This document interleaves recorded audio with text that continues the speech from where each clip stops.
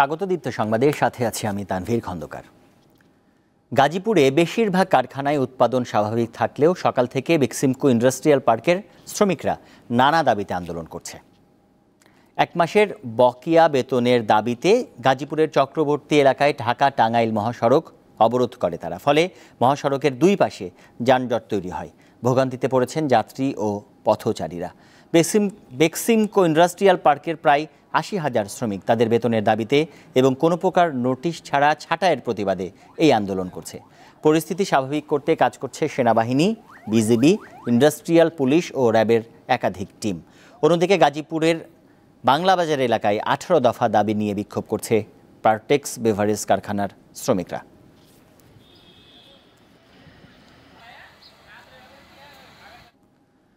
এ বিষয়ে বিস্তারিত জানবো আমাদের গাজীপুর প্রতিনিধি সহকর্মী জাহাঙ্গীর আলমের কাছ থেকে। এই মুহূর্তে তিনি আছেন ঘটনাস্থলে। জাহাঙ্গীর, আমাদেরকে জানাবেন এই মুহূর্তে আসলে ঢাকা-টাঙ্গাইল মহাসড়কের কি অবস্থা এবং শ্রমিকদের সড়ক থেকে সরাতে কোনো রকম উদ্যোগ নেওয়া হয়েছে কিনা?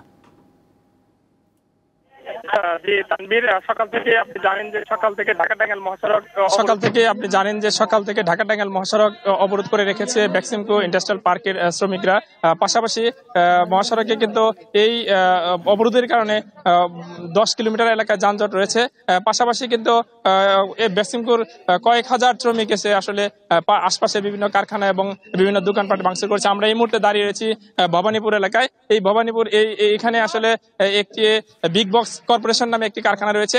সেখানে হাজার হাজার শ্রমিক, বহিরাগত শ্রমিক এসে হামলা চালায় এবং হামলা চালিয়ে আসলে কারখানার গেট ভেঙে একটি কেমিক্যাল কারখানার গোডাউনের মধ্যে আসলে আগুন জ্বালিয়ে দেয় এবং ফায়ার সার্ভিস সেনাবাহিনীর সদস্যরা আসলে তাদের প্রতিমধ্যে বাধার সৃষ্টি করে এবং তারা আন্দোলনকারী শ্রমিকরা আসলে এখান থেকে যাওয়ার পরে এই কিছুক্ষণ আগে আসলে ফায়ার সার্ভিস এসে আগুন নিয়ন্ত্রণের চেষ্টা করছে।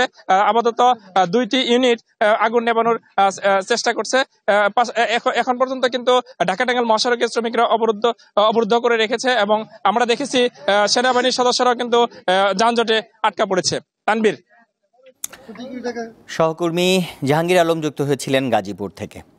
নিরাপত্তাজনিত কারণে আজ গাজীপুরে 25টি এবং সাভার ও আশুলিয়ায় অন্তত 95টি কারখানা বন্ধ রয়েছে। গাজীপুর সদর, শ্রীপুর ও টঙ্গী এলাকায় বহিরাগত শ্রমিকদের অযৌক্তিক দাবিতে হামলা ও ভাঙচুর এড়াতে এসব কারখানায় ছুটি ঘোষণা করা হয়েছে। এছাড়া বাকি সব কারখানায় শান্তিপূর্ণ অবস্থা বিরাজ করছে। শিল্প কারখানায় নিরাপত্তা নিশ্চিতে সেনাবাহিনীর টহল অব্যাহত রয়েছে। অন্যদিকে অভ্যন্তরীণ দাবি দাওয়া নিয়ে মালিকপক্ষের সাথে বনিবনা না হওয়ায় আজও আশুলিয়া শিল্পাঞ্চলের 70টি কারখানা বন্ধ রয়েছে। এরই মধ্যে 45টি কারখানা শ্রম আইন অনুযায়ী বন্ধ রেখেছে কর্তৃপক্ষ। এছাড়া বাকি 25টি কারখানায় দেওয়া হয়েছে সাধারণ ছুটি। বাকি প্রায় সব কারখানাতে যোগ দিয়েছে শ্রমিকরা।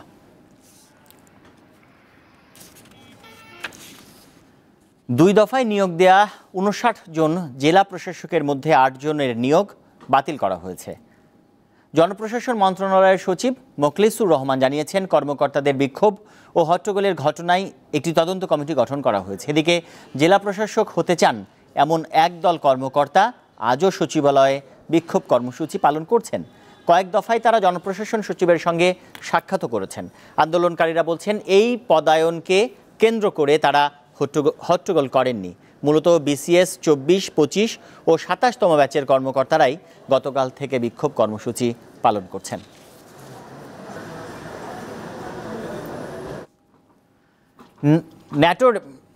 নাটোরে বৈষম্যবিরোধী ছাত্র আন্দোলনের মতবিনিময় সভায় হট্টগোল ও ধস্তাধস্তির ঘটনা ঘটেছে। দুপুরে নাটোরের আলাইপুর অনিমা চৌধুরী অডিটোরিয়ামে এই ঘটনা ঘটে। পুলিশ জানায়, স্থানীয় নাগরিকদের সঙ্গে বৈষম্যবিরোধী ছাত্র আন্দোলনের সমন্বয়কদের মতবিনিময়ের সময় হঠাৎ করেই হট্টগোল শুরু হয়। এ সময় ধস্তাধস্তির ঘটনাও ঘটে। বৈষম্যবিরোধী ছাত্র আন্দোলনের প্রতিনিধিরা এই ঘটনা সৃষ্টির জন্য ছাত্রলীগকে দায়ী করছে। পরে পুলিশ এসে পরিস্থিতি নিয়ন্ত্রণে আনে। নাটোরের পুলিশ সুপার মারুফাত হোসাইন জানান, পুলিশ ঘটনাস্থলে পৌঁছে পরিস্থিতি নিয়ন্ত্রণে এনেছে। বর্তমানে পরিবেশ শান্ত রয়েছে।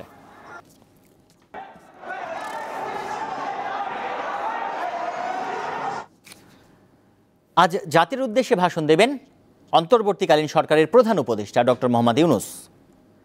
সন্ধ্যা 7:30টায় তার এই ভাষণ রাষ্ট্রীয় সম্প্রচার মাধ্যমে প্রচার করা হবে। প্রধান উপদেষ্টার উপপ্রেস সচিব অপূর্ব জাহাঙ্গীর এ তথ্য জানিয়েছেন। ছাত্র জনতার প্রবল আন্দোলনে গত 5 আগস্ট প্রধানমন্ত্রীর পদ ছেড়ে ভারতে চলে যান শেখ হাসিনা। এর মধ্য দিয়ে আওয়ামী লীগ সরকারের 15 বছরের শাসনের অবসান ঘটে।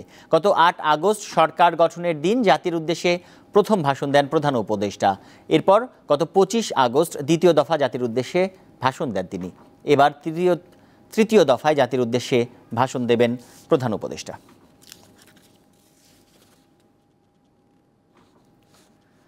নারায়ণগঞ্জের মেধাবী ছাত্র তানভীর মোহাম্মদ তকি হত্যা মামলায় অভিযুক্ত প্রয়াত সংসদ সদস্য এ.কে.এম. নাসিম ওসমানের ছেলে ও সাবেক সংসদ সদস্য শামীম ওসমানের ভাতিজা আজমারি ওসমানের গাড়ি চালক জামশেদ শেখকে গ্রেপ্তার করেছে র্যাব। ভোরে ঢাকার মিরপুর এলাকা থেকে জামশেদকে গ্রেপ্তার করা হয়। আজমেরি ওসমানের বিরুদ্ধে তকিকে অপহরণের পর হত্যার নেতৃত্ব দেওয়ার অভিযোগ রয়েছে। তকি হত্যার ঘটনায় গত 2 দিনে শাফায়েত হোসেন শিপন, মামুন মিয়া ও কাজল হাওলাদার নামে 3 জনকে গ্রেপ্তার করেছে র্যাব। বর্তমানে তারা রিমান্ডে আছে। 2013 সালে 6 মার্চ নিখোঁজ হয় তকি। পরদিন শীতলক্ষ্যা নদী থেকে তার মরদেহ উদ্ধার করা হয়।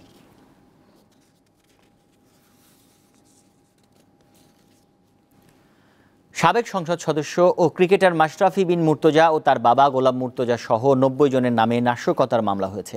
মঙ্গলবার রাতে নড়াইল সদর থানায় মামলাটি করেন সদর উপজেলা বিএনপির সদস্য সচিব মোজাহিদুর রহমান। নড়াইল সদর থানার ভারপ্রাপ্ত কর্মকর্তা মোহাম্মদ সাইফুল ইসলাম জানিয়েছেন, মামলায় বৈষম্য বিরোধী ছাত্র আন্দোলনের মিছিলে গুলি, বোমা বিস্ফোরণ ও মারধর করার অভিযোগ আনা হয়েছে। মাশরাফি আওয়ামী লীগের যুব ও ক্রীড়া বিষয়ক সম্পাদক। মামলার অন্য আসামিদের মধ্যে রয়েছেন নড়াইল জেলা আওয়ামী লীগ সভাপতি সুভাষচন্দ্র বোস ও সাধারণ সম্পাদক নিজামুদ্দিন খান। জেলা আওয়ামী লীগের অন্য কয়েকজন নেতা ছাড়াও অজ্ঞাত 4 থেকে 5 জনকে আসামি করা হয়েছে। ঠাকুরগাঁওয়ের বালিয়াডাঙ্গি উপজেলার সীমান্ত এলাকায় বিএসএফের গুলিতে নিহত জয়ন্তের মরদেহ 2 দিন পর ফেরত দিয়েছে বিএসএফ। গত রাত 2টার দিকে জয়ন্তর মরদেহ বিএসএফ ফেরত দেয়। পুলিশ জানায়, সন্ধ্যার পরই নিহত কিশোর জয়ন্তর মরদেহ ফেরত দেওয়ার কথা ছিল বিএসএফের, কিন্তু মধ্যরাতের পর বালিয়াডাঙ্গি উপজেলার ধনতলা সীমান্তের 393 নম্বর পিলার সংলগ্ন এলাকা থেকে মরদেহ ফেরত দেয় তারা। পরে জয়ন্তর পরিবারের কাছে মরদেহ হস্তান্তর করা হয়। গত 9 সেপ্টেম্বর ভোরে বালিয়াডাঙ্গি উপজেলার ধনতলা সীমান্ত দিয়ে অবৈধভাবে ভারতে যাওয়ার চেষ্টার সময় বিএসএফের গুলিতে মারা যায় কিশোর জয়ন্ত।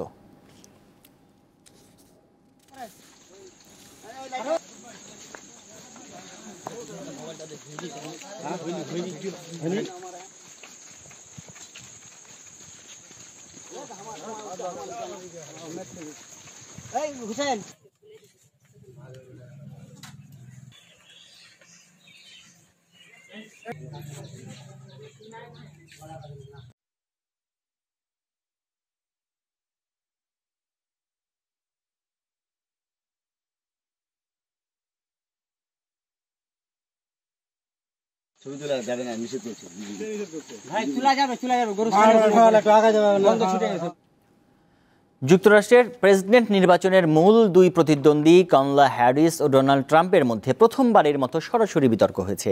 বাংলাদেশ সময় বুধবার সকাল 7টায় মার্কিন সম্প্রচার মাধ্যম এবিসি নিউজের আয়োজনে এ বিতর্ক শুরু হয়। বিতর্কের মঞ্চে প্রবেশ করেই ট্রাম্পের দিকে এগিয়ে গিয়ে হাত বাড়িয়ে দেন কমলা। দুজনই করমর্দন করেন। এরপর কমলার বক্তব্য দিয়ে শুরু হয় বিতর্ক। এবিসি নিউজ ছাড়াও বিবিসি, CNN, চ্যানেল 4 সহ বিভিন্ন সম্প্রচার মাধ্যম বিতর্কটি সরাসরি সম্প্রচার করে।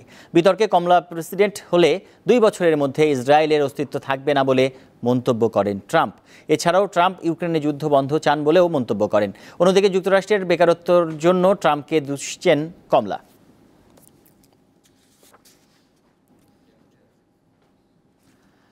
বাংলাদেশ ক্রিকেট বোর্ডের পরিচালক পদ থেকে পদত্যাগ করেছেন বাংলাদেশ দলের সাবেক অধিনায়ক খালেদ মাহমুদ সুজন। খবরটি নিশ্চিত করেছে বিসিবি। তবে তাৎক্ষণিকভাবে তার পদত্যাগের কারণ জানা যায়নি। দীর্ঘদিন থেকে বিসিবির পরিচালকের পদে ছিলেন সুজন। ছিলেন গেম ডেভেলপমেন্ট কমিটির প্রধানও। এছাড়াও কাজ করেছেন নানা গুরুত্বপূর্ণ ভূমিকায়। বিসিবির সাবেক প্রেসিডেন্ট নাজমুল হাসান পাপন পদত্যাগ করার পর বিসিবির পরিচালকদের পদত্যাগের হিড়িক পড়ে। এবার সে তালিকায় নাম লেখালেন সুজন। কিছুদিন আগে বোর্ডের পরিচালকের পদ ছেড়েছেন শফিউল আলম চৌধুরী নাদেল এবং নাইমুর রহমান দুর্জয়। এই ছিল এখনকার মতো। আমাদের পরের সংবাদ বিকেল 5টায় দেখার আমন্ত্রণ। ধন্যবাদ সবাই।